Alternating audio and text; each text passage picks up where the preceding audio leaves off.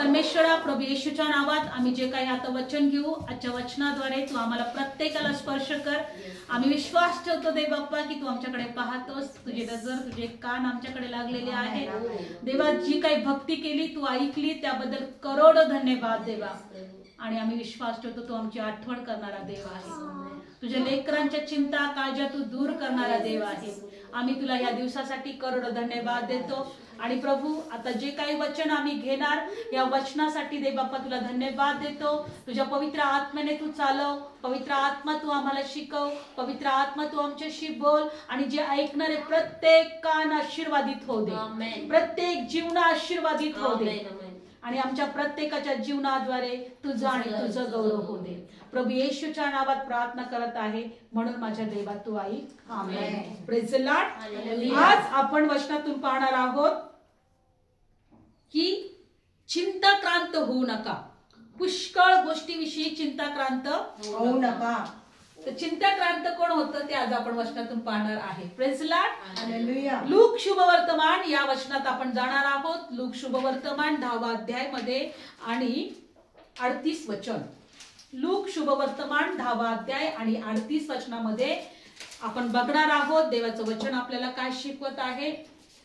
आणि या दिवसाचं, या वेळेचं प्रतिफळ देव आम्हाला प्रत्येकाला देणार आहे. Praise the Lord. लूक शुभवर्तमान 10वा अध्याय 38 वचनामध्ये. आणि तो जात असता तो एका गावात गेला. तेव्हा मार्था नावाच्या कोणा एका बाईने त्याला आपल्या घरात घेतले.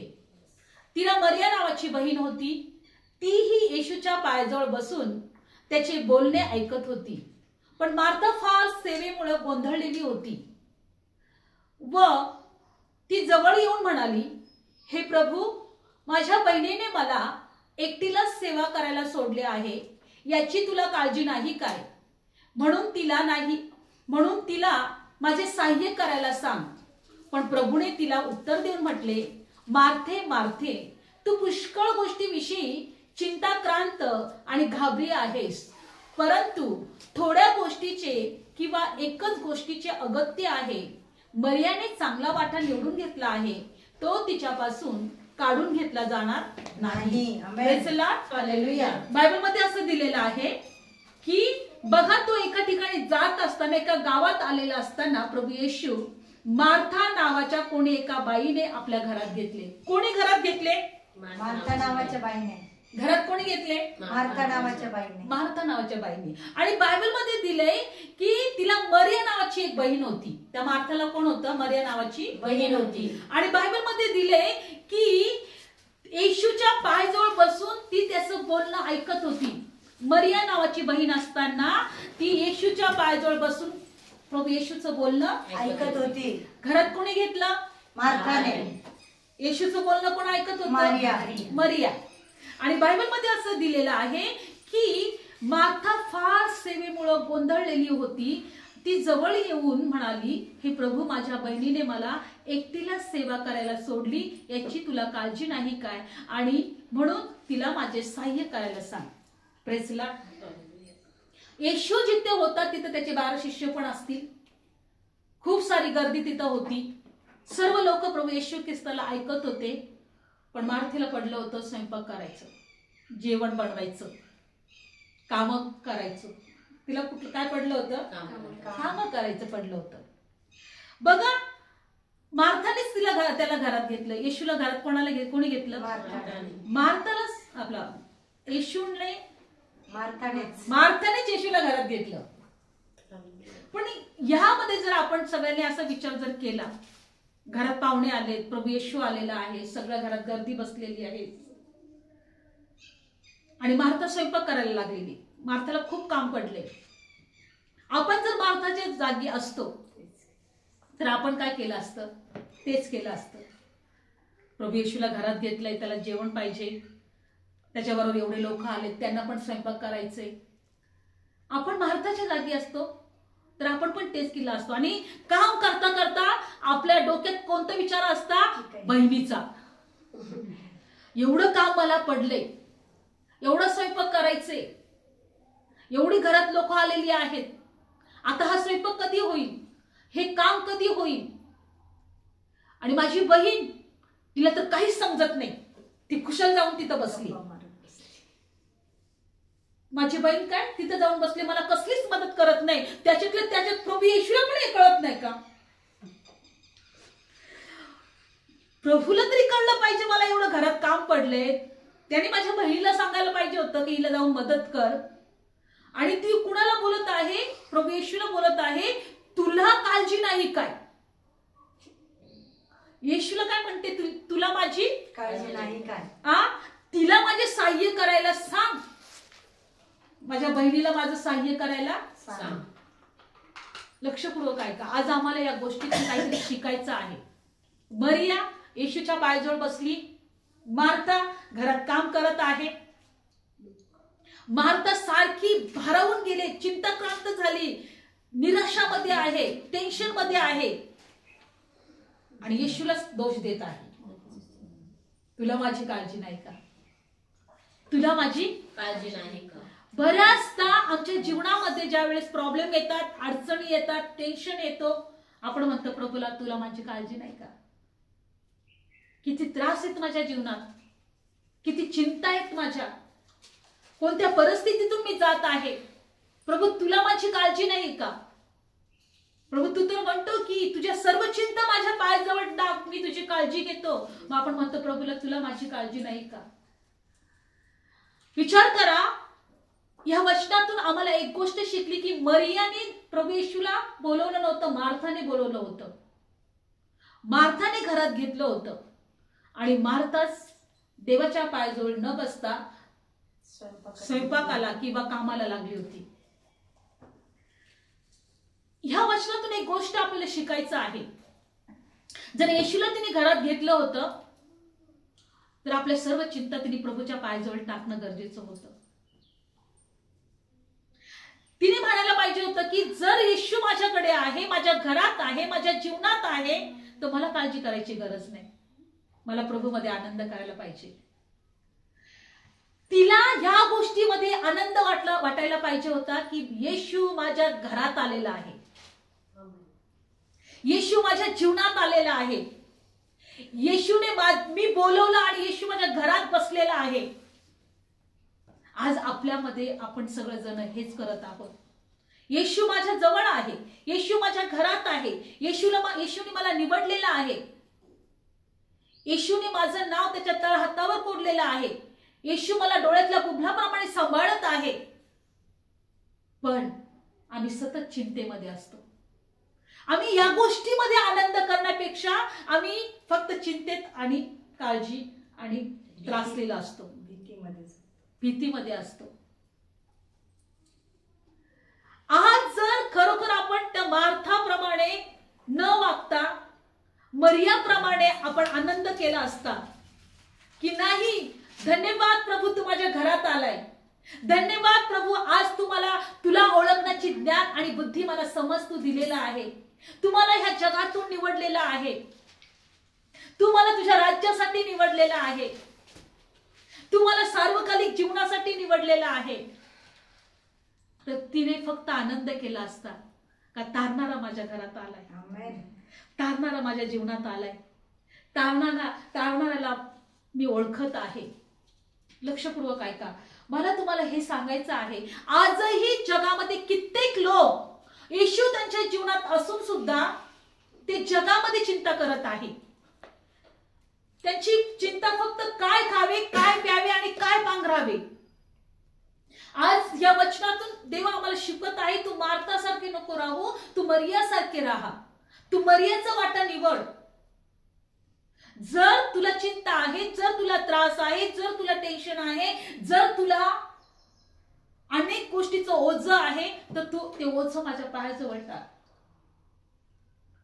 मार्था खुश व्हायला पाहिजे होती, येशू माझ्या घरात आलाय. ज्याने मेलेल्यांना उठवलं, ज्याने लंगड्यांना पाय दिलं, ज्याने आंधळ्यांना दृष्टी दिली, ते देवाचा पुत्र आहे, तो माझ्या घरात आलाय. पण ती खुश राहण्याची सोडून ती रोजच्याच गडबडीमध्ये, रोजच्याच चिंतेमध्ये, रोजच्याच त्या दगदगीमध्ये तिला काही फरक पडला नाही. येशू माझ्या घरात आलाय,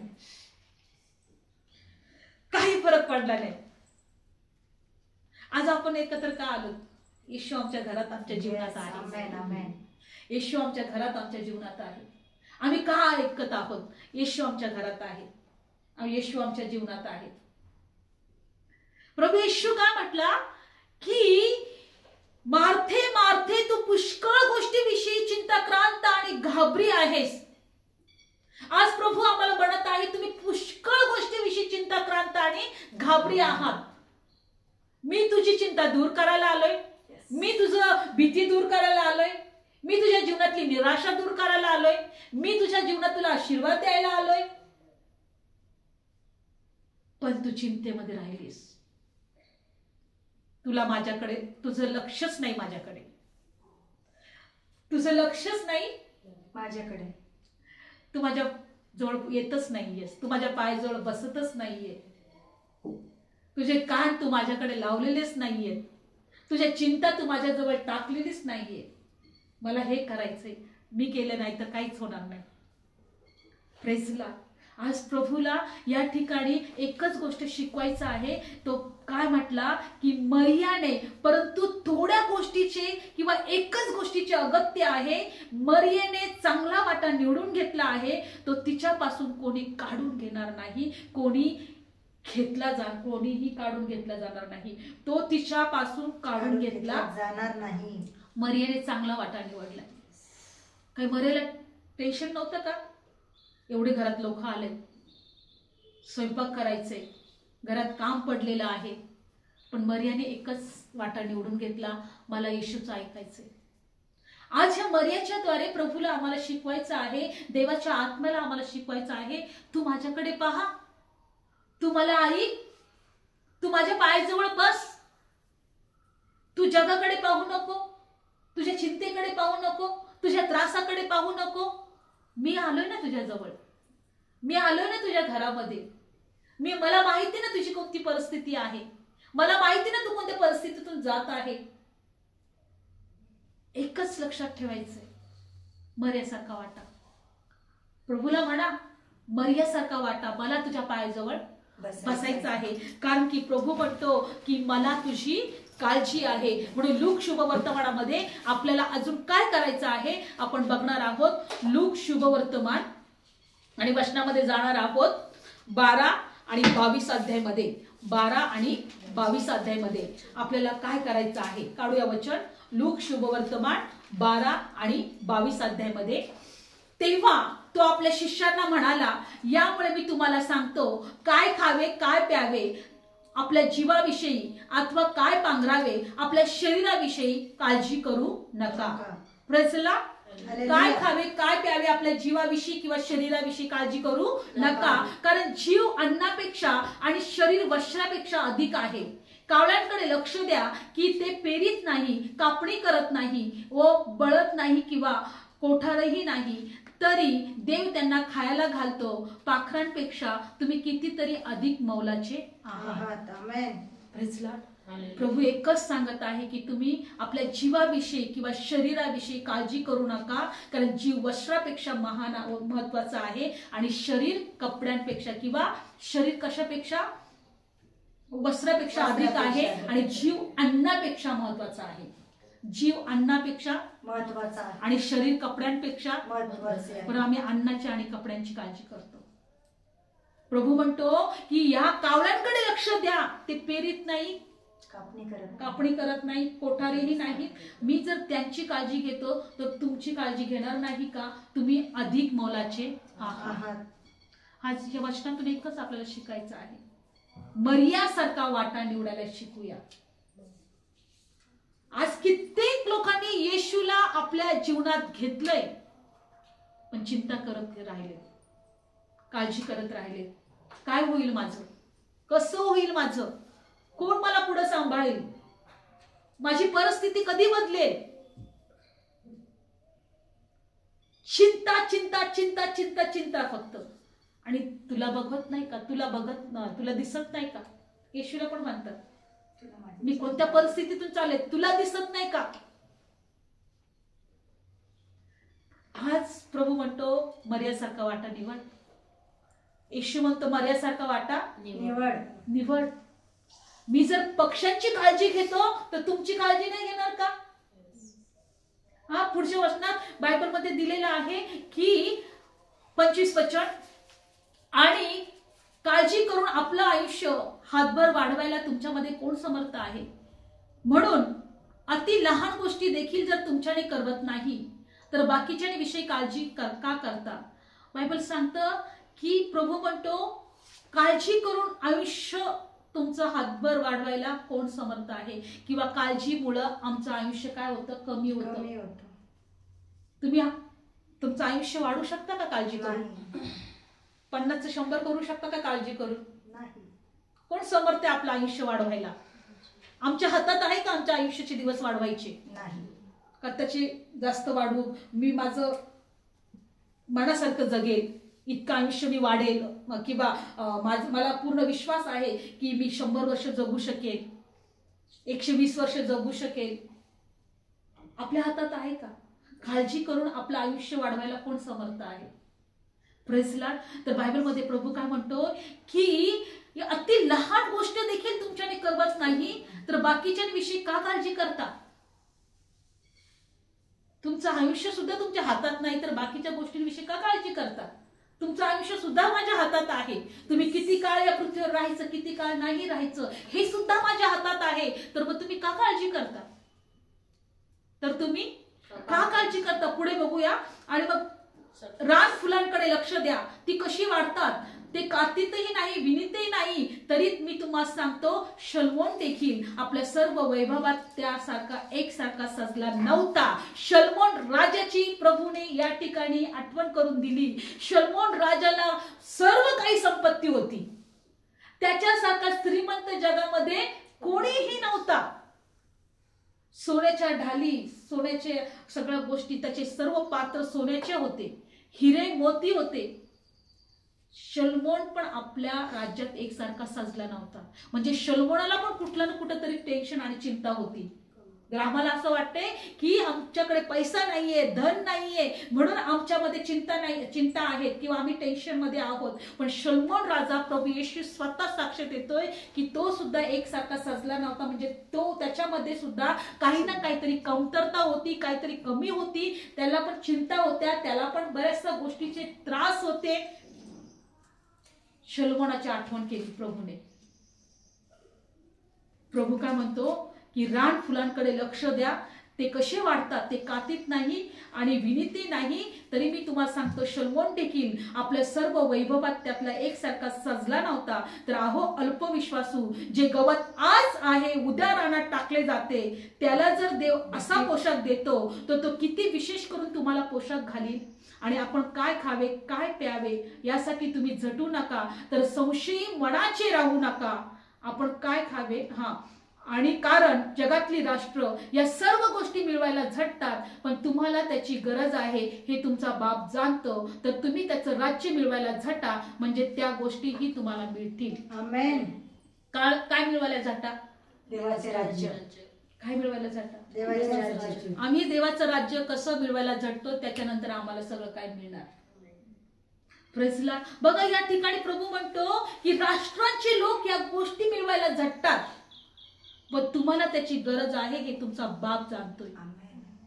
जगातल्या गोष्टींची तुम्हाला गरज आहे हे तुमचा बाप जाणतो. तर तुम्ही त्याचं राज्य मिळवायला, तुम्हाला जगातल्या गोष्टी मिळवण्यासाठी नाही प्रभूने निवडलं, देवाचं राज्य मिळवण्यासाठी, ते झटण्यासाठी, मिळवून झटण्यासाठी निवडलेलं आहे. बायबल सांगतं की ती मार्था काय करत होती? जगातल्या गोष्टीकडे होती. पण मरिया कुठे होती? देवाच्या राज्यासाठी झटत होती, देवाच्या पायाजवळ बसत होती. तिने एकच गोष्टीचं मनात ठेवलं होतं की मला देवाच्या पायाजवळ बसायचंय, मला देवाकडे दृष्टी लावायचंय. आणि मार्थाचं व्यर्थ गोष्टीची चिंता. आज प्रभूला आम्हाला एकच गोष्ट या गोष्टीतून शिकवायचं आहे की संशय मनाचे राहू नका. काय खावे, काय प्यावे यासाठी झटू नका, आणि संशयी मनाचे राहू नका. संशयी मन, देव या ठिकाणी ही पण गोष्ट, संशयी मन होईल की नाही सगळं चांगलं, माझ्या प्रार्थनेचं उत्तर मिळेल की नाही, माझ्या इच्छा पूर्ण होतील की नाही, हे संशयी मन आहे. आणि बायबलमध्ये दिले की संशयी मनाच्या लोकांना काहीच नाही मिळणार. संशयी मनाच्या लोकांना काहीच मिळणार तर नाही. याकोबाच्या पत्रामध्ये असं दिलेलं आहे, संशयी मनाचा हा समुद्राच्या लाटेप्रमाणे आहे. कशासारखं? समुद्राच्या लाटेप्रमाणे. वारा येतो तिकडं ती लाट पळते किंवा त्या तिकडं ढकलली जाते. इकडं वारा आला का ती इकडं ढकलली जाते, इकडून वारा आला का इकडून जोरात येते. अशी समुद्राची लाट अशी अशी अशी अशी होत असते. संशयी मनाचा मनुष्य असतो. बायबल सांगतं की त्याप्रमाणे तो असतो, त्याला काही भेटणार नाही. तुम्ही संशयी मनाचे राहू नका. आज प्रभूकडे प्रार्थना करा की माझ्यातला संशय मन काढ. तू माझ्या जीवनात सर्व काही करायला समर्थ आहे. मला तुझ्या पायाजवळ बसायचंय, मला तुझं राज्य झटायचं आहे, मिळायला झटायचं आहे, मला तुझ्या राज्याकडे लक्ष लावायचं आहे. बायबल सांगतं जसं शेतकरी पीक येण्यासाठी पहिल्या आणि शेवटच्या पावसाची काय करतो, तो वाट पाहतो. शेतकरी काय करतो? बायबलमध्ये दिलंय, शेतकरी पीक येण्यासाठी पहिल्या आणि शेवटच्या पावसाची वाट पाहतो. तसं आम्ही वाट पाहणारे झालो पाहिजे. तसं आम्ही वाट पाहणारे झालो पाहिजे. आज या गोष्टीतून प्रभू आम्हाला शिकवत आहे की मर्याचा वाटा चिंताक्रांत होऊ नका. म्हणून पुढचं बघा, हे लहान्या कळपा. 32 वचन प्रभू काय म्हटलंय? हे लहान्या कळपा. आपण लहान कळप आहोत. Yes, amen. भिवू नका, कारण तुम्हाला राज्य द्यावे या तुमच्या बापाला संतोष आहे.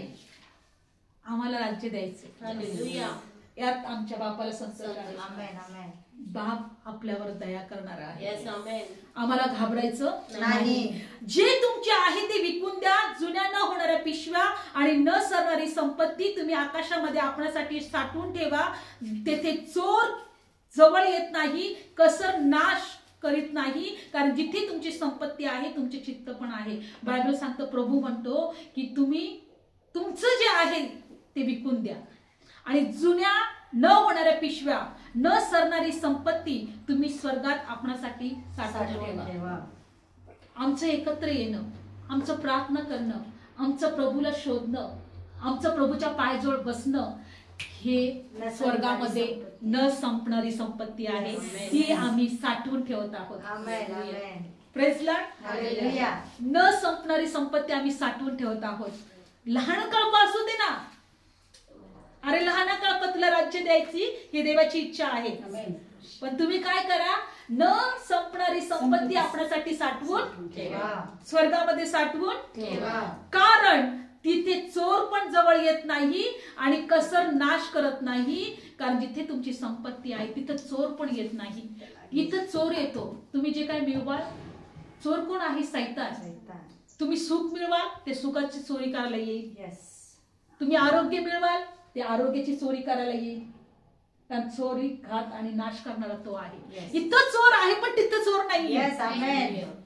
Praise lord. हालेलुया. इथं चोर आहे पण तिथं चोर नाहीये. आणि म्हणून प्रभू काय म्हणत आहे की तुम्ही काय करा, तुम्ही आपणासाठी स्वर्गात काय करा, संपत्ती साठवा. आणि म्हणून आज एक गोष्ट लक्षात ठेवायची आहे की आम्हाला देवाच्या राज्याकडे आपली नजर लावायची आहे. देवाचं ऐकायचं आहे. येशूला म्हणायचं, प्रभू मला तुला ऐकायचं आहे. माझे कान तुझ्याकडे लागू दे, माझे डोळे तुझ्याकडे लागू दे, माझं हृदय तुझ्याकडे लागू दे. मागच्या वेळेस मी शिकवलं की तुम्ही तुमचे अवयव देवाला समर्पित करा. हीच तुमची आत्मिक सेवा आहे. तुमचे अवयव देवाला काय करा, समर्पित करा. हीच तुमची आत्मिक सेवा आहे. देवाकडे डोळे लावा, देवाकडे कान लावा, देवाकडे हात पसरवा, देवाच्या मार्गावर चालण्यासाठी सहाय्य करा. हीच आमची आत्मिक सेवा आहे. मला माहित नाही, पण एक गोष्ट प्रभू शिकवत आहे की तुम्ही तुमच्या राज्यामध्ये देव संपत्ती साठवत आहात. आमेन, आमेन. नेहमी प्रत्येकाने हा विचार करा. मी पण विचार करणार आहे, माझी संपत्ती स्वर्गात किती साठलेली आहे. बरोबर. Praise Lord. मला इथून पुढे जे दिवस प्रभूने दिलेले आहेत, मी प्रभूला एकच म्हणेन की प्रभू स्वर्गात माझी संपत्ती साठवण्यासाठी मला मदत कर. कारण तिथं चोर येणार नाही आणि कसर पण लागणार नाही, गंज पण लागणार नाही, चोरीच केली जाणार नाही, अशी माझी संपत्ती असणार आहे. आमेन. प्रभूला म्हणूया की स्वर्गात मला संपत्ती साठवण्यासाठी देवा मला तू सहाय्य कर. इथं असेल ती सर्व मला इथं सोडून द्यावं लागणार आहे. कोणी माझ्या माहितीवर पण टाकणार नाही. नको सोने, अग्नीत पण टाकणार नाही, खाचीत पण टाकणार नाही. सोनं कधीच काढणार, सर्व मेल्यानंतर सर्व काढून घेतील. थांबा, सर्व काढून दे पहिले हे सोन. बाबा नको, पण ते उगाच फुकट जाईल, महाग झालंय, फुकट जाईल. इथं किती सोनं, मला सोनं सोनं सोनं केलं तरी पण मला ते इथं सोडून जावं लागेल. माझ्या बरोबर तिथं येणार नाही. पण अशी गोष्ट मला प्रभू तिथं मिळवायला झटव, तिथं मला साठवायला शिकव, जिथं चोरी करण्यात येणार नाही. स्वर्गात आपणासाठी संपत्ती साठवा. आमेन. स्वर्गात आपल्यासाठी काय साठवा? संपत्ती साठवा. संपत्ती साठवा. प्रभूची इच्छा आहे की आम्ही ती संपत्ती साठवावी. म्हणून आम्हाला मरियाचा वाटा निवडायचा. मरियाने जो वाटा निवडलेला आहे तो तिच्यापासून कोणी हिरावून घेणार नाही. हिरावून घेणार नाही. काल मी एक वचन वाचत होते, मला इतका आनंद झाला त्या वचनाद्वारे, खूप आनंद झाला. मी वाचत होते, मी काल 2, 2:30, 3 वाजेपर्यंत मी जागी असते. आणि मला ते वचन नंतर कधीतरी मी म्हटलं घेईल. मी 1-1.5 वाजता व्हिडिओ बनवलाय. मी माहिती 1 वाजता काही 1.5 वाजता छोटा व्हिडिओ, शॉर्ट व्हिडिओ, कारण त्यावेळेस 400-500 लोकांपर्यंत तो पोहोचतो. ते व्हिडिओमध्ये असं दिलं होतं की मी संकटामध्ये जरी चाललो तरी तुम्हाला संजीवित करशील. अनेक लोकांना त्या व्हिडिओच्या द्वारे स्पर्श झाला. मला तुम्हाला एक गोष्ट सांगायचं आहे की मला काल जे वचन प्रभूने दिलं, मला असं वाटलं मी कधीच वाचलं नाही. यशाचं पुस्तक काढूया, 61 अध्याय आणि 10वं वचन. यशाचं पुस्तक 61 अध्याय आणि 10वं वचन. 61 अध्याय आणि 10वं वचन काढूया. यशाचं पुस्तक 61 अध्याय आणि 10वं वचन. यशाचं पुस्तक 61 अध्याय आणि 10वं वचन काढूया आपण. काढलं? यशाचं पुस्तक 61 अध्याय आणि 10वं वचन. लक्षपूर्वक सर्वांनी ऐका हा. या वचनाद्वारे मी खूप आनंदित झाले. मी परमेश्वरच्या ठाई आनंदेन. मी परमेश्वरच्या ठाई फार आनंद करेन. माझ्या देवाच्या ठाई माझा जीव उल्हासेल.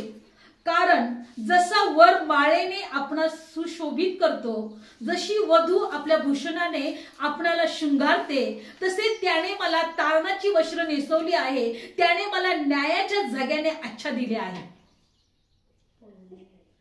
नवरा नवरी कोणाला माहितीये? वर वधू कोणाला माहितीये? लग्नासाठी तयार झालेले. या ठिकाणी प्रभू म्हणतोय की मी तुला कोणत्या वस्त्राने हे केलेलं आहे? तारणाची वस्त्राने. जसा वर आपल्या माळेने आपल्याला सुशोभित करतो, वधू आपल्या भूषणाने आपल्याला शृंगारते. वधू आपल्याला तयार करते की नाही? शृंगार करते की नाही? स्वतःला सजवते ना लग्नासाठी. आणि वर सुद्धा आपल्या माळेने आपल्याला म्हणजे सुंदर करतो तो, किंवा फुलांचा हार वगैरे घालतो, सुशोभित करतो. तसं प्रभू म्हणतो या ठिकाणी, तसं माझ्या प्रभूने मला काय केलंय? तारणाची वस्त्र नेसवली आहेत. त्याने मला न्यायाच्या झग्याने आच्छा दिली आहे. Praise the Lord. आम्हाला प्रभूने तारणाची वस्त्र नेसवले, न्यायाच्या जगाने आम्हाला आच्छा दिले आहे. न्यायाचा जगा आमच्यावर आहे. तारणाची वस्त्र नेसवलेली आहे. पुढचं वचन. कारण जशी भूमी आपले कोंब उगविते. भूमी काय उगवते? पाऊस पडलेला, आता हिरवगार झालंय सगळं. भूमीने आपलं कोंब उगवलं आहे. आणि जसा मळा आपले पेरलेले पदार्थ उगवते असं करते. मळावर आपण जे काही पेरणी करतो, भूमीवर नाही, पण मळा कशासाठी असतो? पेरण्यासाठी असतो, पीक येण्यासाठी असतो. आणि जसा मळा आपले पेरलेले पदार्थ उगवतो असे करतो, त्याप्रमाणे प्रभू परमेश्वर सर्व राष्ट्रांच्या पुढे न्यायीपण आणि प्रशंसा उगविल असे करतो. परमेश्वर सर्व राष्ट्रांच्या पुढे न्यायीपण आणि प्रशंसा उगवितो असं करतो. लक्षपूर्वक. न्यायीपण आणि प्रशंसा त्याने आमच्यासाठी उगवलेला आहे. म्हणजे आमची प्रशंसा होणार, आमचं आम्ही नीतिमान न्यायी आम्ही ठरलेलो आहोत. आम्ही नीतिमान ठरलेलो आहोत. ते त्यांनी देवाने उगवलेलं आहे. आमची प्रशंसा आणि आमचं नीतिमत्व देवाने काय केलेलं आहे, उगवलेलं आहे आणि ते आम्हाला सुशोभित केलेलं आहे. त्याच्याद्वारे आम्ही काय झालेलो आहोत, सुशोभित. जर ते पुढच्या जर त्या बायबलमध्ये जर वाचलं तर त्याच्याद्वारे आम्ही न्यायपण आणि प्रशंसाच्या द्वारे आम्ही सुशोभित त्याने आम्हाला केलेलं आहे. त्या नवरीसारखं, त्या वधूसारखं सजवलेलं आहे. प्रभूने तारणाच्या वस्त्राने आणि न्यायपणाच्या झग्याने. लक्षपूर्वक ऐका, जर आम्हाला देवामध्ये आम्ही आनंद करू ना, तर आम्हाला या गोष्टी कळतील की तारणाचा वस्त्र आमच्यावर घातलेले आहेत, न्यायपणाच्या झग्याने आम्ही आच्छादिलेलो आहे. म्हणून तो लिहिणारा काय म्हणतो, यशया, मी परमेश्वरच्या ठाई आनंद करेल, माझ्या देवाच्या ठाई माझा जीव उल्हासेल. कारण जसा वर माळेने सुशोभित करतो, जशी वधू आपल्या भूषणाने आपला शृंगारते, त्याने मला तारणाचे वस्त्र नेसवले, त्याने मला न्यायपणाच्या झग्याने आच्छादिले. वाचा बरं कोणीतरी हे वचन, त्याने मला सुशोभित केलेलं आहे. वाचा 10वं वचन. मी परमेश्वराच्या त्याच्या नाही, त्या वचनात, त्या बायबलमध्ये तुमच्या ताई. हा, भूमीचं का? मी परमेश्वराच्या ठाई अत्यंत हर्ष पावतो, माझ्या देवाच्या ठाई माझा जीव उल्हासतो. कारण जसा नवरा शलोपागटे लिहून स्वतःला याजकासारखा मंडित करतो व नवरी जशी अलंकाराने स्वतःला भूषित करते, तशी त्याने मला तारणाची वस्त्रे नेसवलेली आहे. मला धार्मिकतेच्या झग्याने आच्छादिले आहे. कारण भूमी जशी आपले अंकुर उगवते, मळा जसा आपणात पेरलेले बीज उगवित करतो, तसा प्रभू परमेश्वर सर्व राष्ट्राधिक धार्मिकता व कीर्ती अंकुरित करील. Praise God. खाली जेव्हा वचन वाचत होते का बायबलमध्ये, त्याप्रमाणे त्याने मला सुशोभित केलेलं आहे. मग देवाने आम्हाला काय केलेलं आहे, सुशोभित केलेलं आहे. तारणाची वस्त्र नेसून न्यायपणाच्या झग्याने नवरा नवरीसारखं आम्हाला तयार केलेलं आहे. न्यायपण आणि प्रशंसा आमच्यासाठी उगवलेली आहे. ह्या पृथ्वीवर काय उगवलेली आहे, न्यायपण आणि प्रशंसा, आणि ही फक्त स्वर्गाच्या देवाकडूनच आहे. तारणाची वस्त्र फक्त स्वर्गाच्या देवाकडूनच आहे. न्यायपणाचं आच्छादन आमच्यावर कोणाकडून आहे, फक्त स्वर्गाच्या देवाकडून आहे. लक्षपूर्वक ऐका, आज प्रभूने आम्हाला एकच गोष्ट शिकवलंय, जर आम्ही त्या मर्यासारखं देवाच्या शब्दाकडे वचनाकडे कान लावू, तर प्रभूने आम्हाला आमच्यासाठी काय केलेलं आहे हे आम्हाला कळेल. तो म्हणत, चिंता करू नको, काळजी करू नको, तुझ्या आयुष्याचे दिवस वाढवायला तू समर्थ आहेस का? नाही. तुला एवढीशी गोष्ट तुला येत नाही तर तू का चिंता करते, तू का काळजी घेते? मर्याने उत्तम वाटा निवडलेला आहे. तू व्यर्थ गोष्टीची चिंता करत आहे. मार्थाने घरात घेतलं, आज कित्येक लोक घरात घेतात, जीवनात घेतात, विश्वास ठेवतात, पण चिंता करत बसतात. त्याला म्हणतात, तू बाजूला बस, एका ठिकाणी बसून राहा, मी काळजी चिंता करते, मी टेन्शन घेते. Praise Lord. तर आज आम्हाला मर्यासारखं वाटा निवडायचा. डोळे बंद करूया. धन्यवाद येशू, धन्यवाद येशू. जैसे मरियम बैठी थी यीशु के चरणों में, जैसे मरियम बैठी थी यीशु के चरणों में, हमको भी आज है बैठना यीशु के चरणों में, ले चल हमें तू पवित्र आत्मा यीशु के चरणों में, ले चल हमें तू पवित्र आत्मा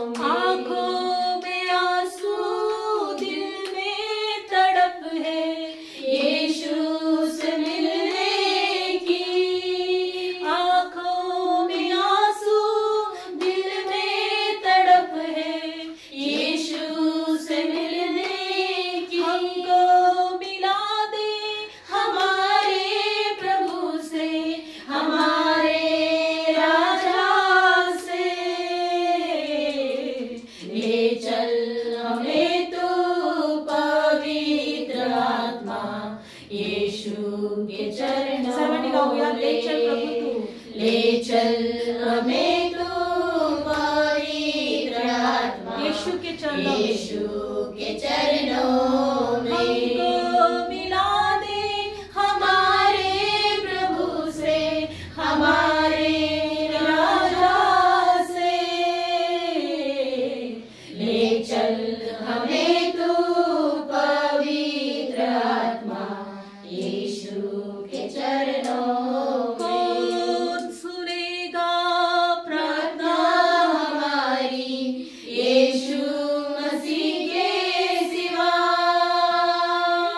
कौन सुनेगा प्रार्थना हमारी यीशु मसीह के सिवा? यीशु सुनेगा प्रार्थना हमारी, कोई संभालेगा। ले चल हमें तू पवित्र आत्मा यीशु के चरणों में। ले चल हमें तू पवित्र आत्मा यीशु के चरणों में। आपण चिंता करणार नाही, आपण टेन्शन घेणार नाही, पण आपण देवाच्या पायाजवळ बसून ते आपणासाठी स्वर्गामध्ये संपत्ती साठवूया. कारण त्या देवाने आम्हाला वचन दिलेलं आहे की तू स्वर्गामध्ये आपणासाठी संपत्ती साठव. होय देवबाप्पा, तू म्हटला अरे लहान्या कळपा भिवू नको, तुम्हाला राज्य द्यावं ही पित्याची इच्छा आहे.